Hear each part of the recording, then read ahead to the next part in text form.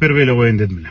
Анткени бул айткан дегени ааламды аңтар-теңтер кылып ийе тургандай, бирөөнүн тагдырын чечип ийе тургандай Эрлан Көкүлов деген чоң саясий фигура деле эмес.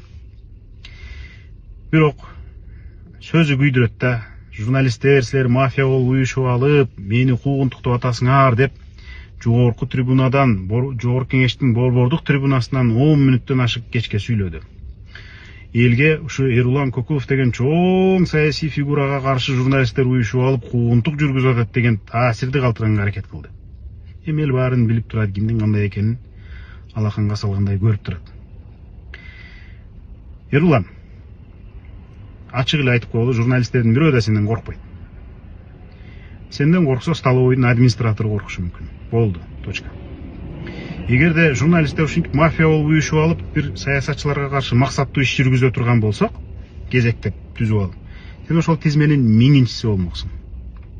Сенин алдыңда 999 саясатчы болмок, биз тийише турган. Ушундай досум. Анан мен журналист катары айтайын, эскертип коеюн, тиги бу деп атасың. Сен буга чейин журналисттер камалганда, куугунтукталганда келип алакыбалыбызды сурап койдуң беле? Түрмөдө отурган журналисттерден кабар алып койдуң беле? Сөз эркиндигине басым кысым болуп атат деп жогорку трибунадан, борбордук трибунадан өзүңдүн маселеңди көтөргөндөй маселе көтөрдүң беле? Мен уккан эмесмин аны. Демек, бизде атың айры, изиң ири дегенге моралдык укугуң деле жок. Мен ушу кайрылууну жоопту жазганымдын дагы бир себеби, сен жаштарды дискредитация кылып атасың.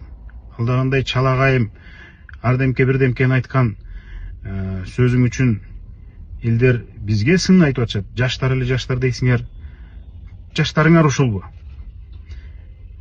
Блогерликтен келген, медиадан келген саясатчылар жакшы болот, кыйын болот дейсиңер. Кыйыныңар ушулбу деп атат.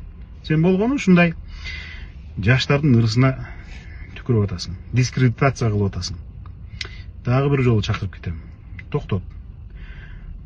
Медиа чөйрөсүнөн келгениң анык болсо, анда билишиң керек. Саясатчыга дайыма сын айтылып турат. Саясатчынын териси пилдин терисиндей калың болушу керек. Анын ичинде саясатчы болгондон кийин сен да чыдашың керек. Сен коркутуп атасың. Эгерде журналисттер мени ушинтип асылганыңар токтотпосоңор, менин жазганыңар токтотпосоңор, кайсы коррупционерлер менен чай ичкениңерди чыгарам деп. Чыгар, пожалуйста. Күтөбүз. Бүгүндөн баштап чыгар. Абдан жакшы болбойбу ошентип чыгарганың? Журналисттердин арасында деле таза эместерибиз бар. Чыгарсаң тазалана ал чогуу. Чыгарбаганың?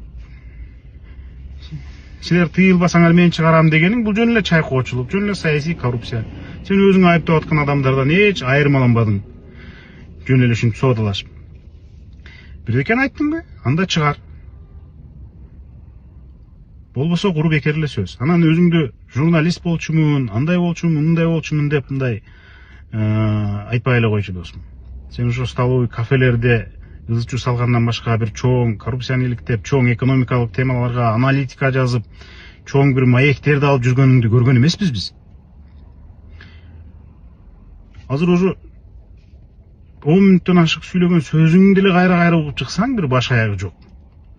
Кыргызстанга белгилүү акындын уулу болсоң өзүң айткандай сөз тармагынан келсең, медиа тармагынан келсең, жок дегенде ушу сүйлөгөн сөзүңдү оңдоп албайсыңбы?